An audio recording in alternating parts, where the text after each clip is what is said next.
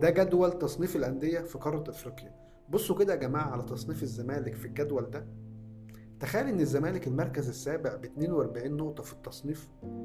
تخيل إن بيراميدز الفريق اللي لسه حديث النشأة معديك في التصنيف. المركز السادس دلوقتي بيراميدز، ولسه كمان اما ياخد السوبر الافريقي ولسه اما يلعب كاس عالم للانديه.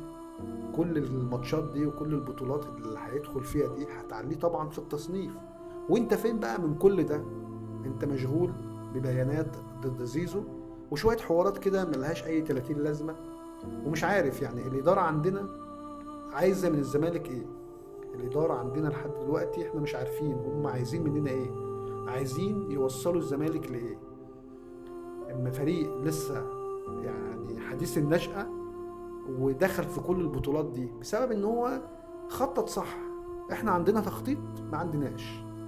هل الناس اللي موجودة في الزمالك دلوقتي بتخطط ان هي تعمل بطولات الفترة اللي جاية والكلام ده؟ لا، لا خالص. بيفكروا ان هم خلاص لاعب مش هيلعب معاك الموسم اللي جاي، لا انا اشغل دماغي بيه وما فكرش في النادي. مش فاهم يعني إدارة عندنا هتودي الزمالك فين، مش عارف.